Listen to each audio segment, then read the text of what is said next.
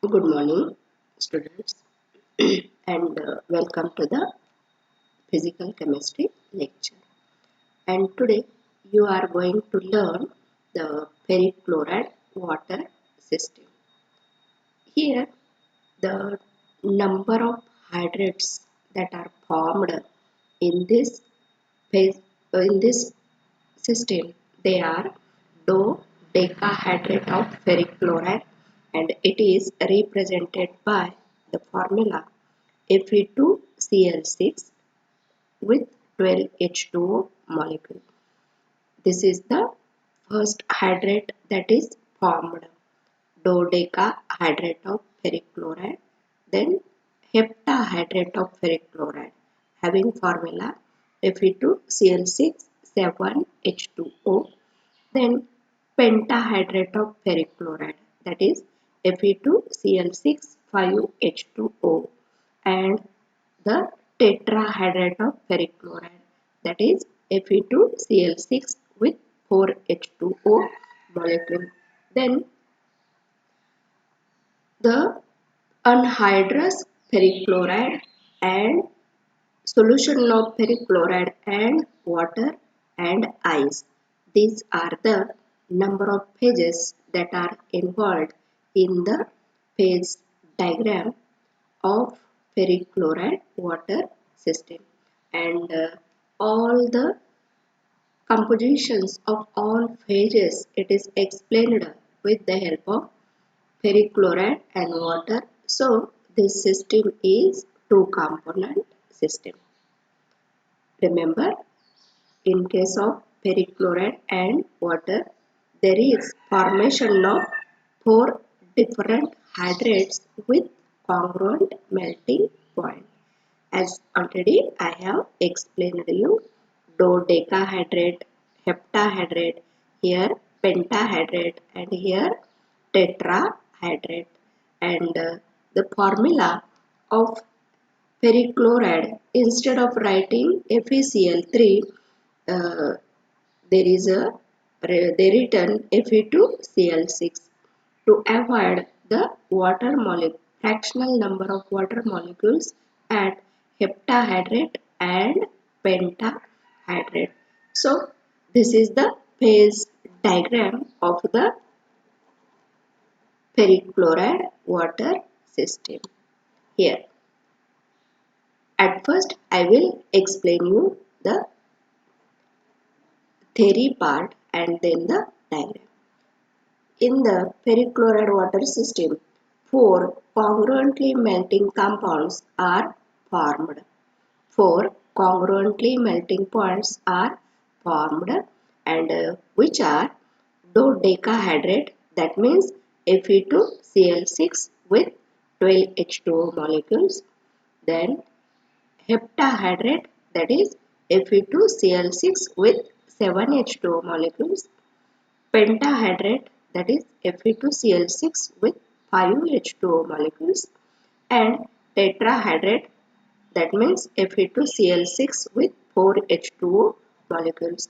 Here, instead of writing FeCl3, the formula of ferric chloride, it is written as Fe2Cl6 to avoid the fractional number of water molecules at heptahydrate and pentahydrate. Here, the phase diagram, it consists of four maxima corresponding to the formation of these hydrates, and the points I will explain you later. The maxima that points, they are the congruent melting points of dodecahydrate, heptahydrate, pentahydrate and tetrahydrate respectively. The congruent melting point of a salt hydrate is also known as distatic point or cryohydric point. It is also called as cryohydric point. Remember once again, the congruent melting point of a salt hydrate is also known as the distatic point. Then there are five cryohydric points at the points. Then L is the melting point of ice. Addition of Fe2Cl6 lowers the melting point along the Lm. At the cryohydrate point M, solution becomes saturated with respect to dodecahydrate and represents the lowest temperature that can be attained with this system. Curves MNO, OPQ, QRS and STU represents the solubilities of dodecahydrate, heptahydrate and tetrahydrate respectively, while UV represents the solubility characteristic of anhydrous salt. In the diagram, the solubility of each hydrate increases with the rise of temperature. Then, phase diagram changes that result when an unsaturated solution represented by point K is concentrated isothermally by adding anhydrous ferric chloride along Ku. Firstly, a saturated solution of dodecahydrate results at point L. At M, the whole mass solidifies to form dodecahydrate, which melts when more of ferric chloride is added. Dodecahydrate disappears beyond N, and between N and O an unsaturated solution exists. The solution becomes saturated with respect to heptahydrate at point O. Then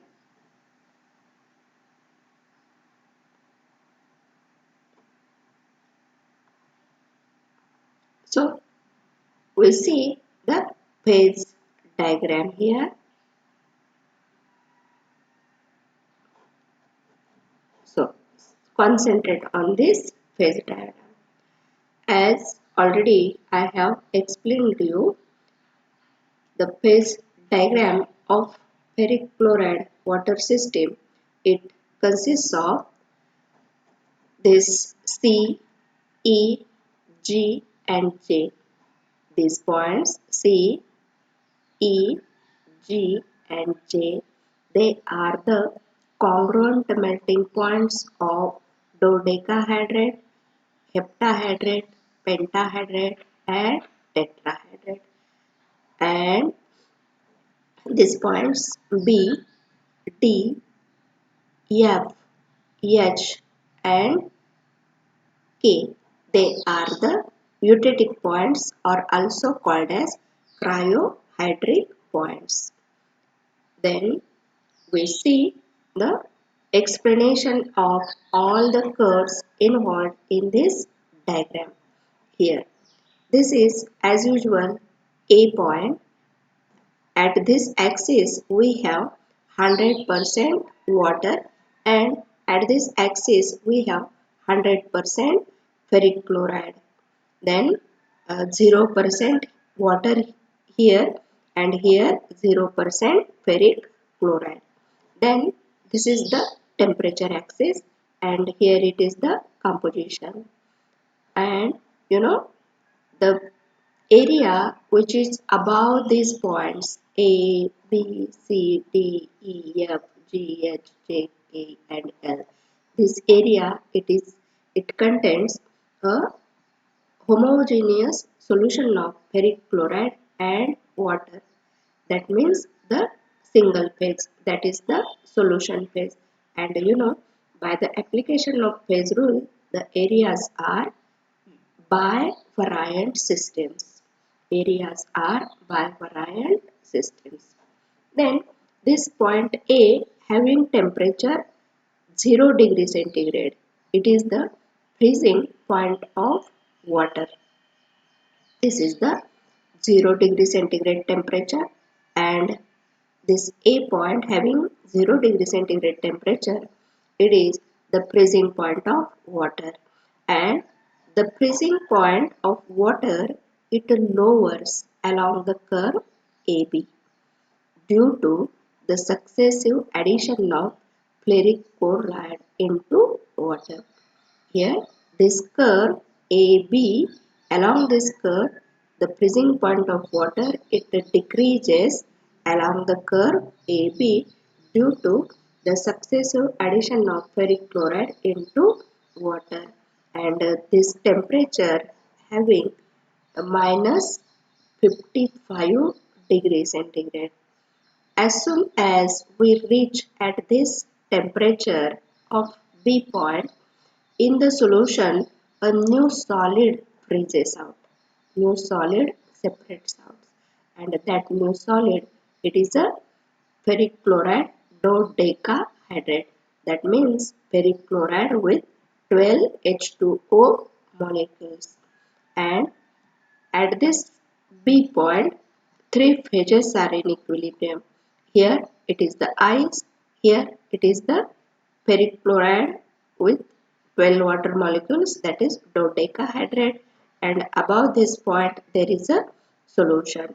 This point, it is the first cryohydric point, having degree of freedom, it is 0. Three phases are in equilibrium. At this point, new solid separates out. Okay. Then, as with continued addition of ferric chloride and increasing the temperature. Here, as we add ferric chloride and increase the temperature, ice melts and the solubility of dodecahydrate, it increases with increase in temperature. Solubility of dodecahydrate, it increases with increase in temperature along the curve B to C. This along the curve B to C, and the solubility of dodecahydrate, it decreases with decrease in temperature along the curve C D, and this C point is the congruent melting point of dodecahydrate. And remember, here this is the small b point and here it is the small c point. The solubility of dodecahydrate at the same temperature along the curve BC and along the curve CD, these two solubilities are different, and this one compound or same compound at the same temperature having different solubilities, it is called as retroflex solubility. It is called as retroflex solubility. Then here, with decreasing the temperature and addition of the ferric chloride, here the congruent melting point of the dodecahydrate decreases along the curve C D, and as soon as we reach at this point D in the solution, a new second solid separates out, and that new second solid, it is the heptahydrate of ferric chloride. Here heptahydrate of ferric chloride, it is separate out, and at this D point again three phases are in equilibrium. Here it is the dodecahydrate, here it is the heptahydrate, and above this we have solution. Again this D point, it is the uh, cryohydric point or eutectic point. Three phases are in equilibrium and having the degree of freedom 0. Then, as we increase the temperature, the solubility of heptahydrate increases with increase in temperature, and at point E, the heptahydrate, it melts. Heptahydrate, it melts. Then again with increase in temperature, we move along the curve E to F. Here E to F, and this is the solubility curve of heptahydrate. It decreases with decrease in temperature, and at this point F, the third solid, that is pentahydrate of ferric chloride, it separates out. This F point, it is the third eutetic point of the system, having degree of freedom 0. Then along the curve FG, the pentahydrate solubility increases with increase in temperature. Here, the solubility of pentahydrate, it increases with increase in temperature, and this G point, it is the congruent melting point of this pentahydrate. Then along the curve GH, the solubility of pentahydrate decreases and the fourth solid phase it appears, and that fourth solid phase, it is tetrahydrate of ferric chloride. At point H we have three phases in equilibrium: pentahydrate, tetrahydrate and solution. This H point, it is a again eutetic point. Then along the curve HJ, the solubility of ferric chloride tetrahydrate, it increases with increase in temperature, and at this J point, the ferric chloride with tetrahydrate, it completely melts. Then along this curve JK, the tetrahydrate solubility, it decreases with decrease in temperature, and at this K point we have a anhydrous ferric chloride. This K point, it is the eutetic point. Here we have three phases in equilibrium. Here tetrahydrate, here it is the anhydrous ferric chloride, and here water. This is a invariant point, and this curve here K to L. As we increase the temperature, the solubility of ferric chloride, it increases with increase in temperature, and as already all of you know, the solubility of ferric chloride, it is not shown on this axis. That means the solubility increases with increase in temperature. So now it is your uh, homework that you should aware about the temperatures of all these points. What is the temperature of this B point? What is the temperature of this D point, F point, H point and K point? That means in the phase diagram of ferric chloride water system, there are 1, 2, 3, 4 and 5. These are the eutetic points, and when the temperature of eutetic point, it is below the 0 degree centigrade, that point it is called as cryohydric point, and when the temperature is above the 0 degree centigrade, that points are termed as eutetic points. And the temperatures of these points, C point, E point, G point, K, J point, then L point. These temperatures are the congruent melting points of here anhydrous ferric chloride, here it is the tetrahydrate, here it is the pentahydrate, here it is the heptahydrate, and at this point it is the congruent melting point of dodecahydrate. I mean, you can understand the ferric chloride water system well. So now it is your turn to draw the diagram and see the proper temperatures at the eutetic points and congruent melting points. Remember, there are 4 congruent melting points: 1, 2, 3 and 4, and 5 eutetic points. These are the first, second, third, fourth. Okay. So study well, and if you have doubts in understanding, then ask me.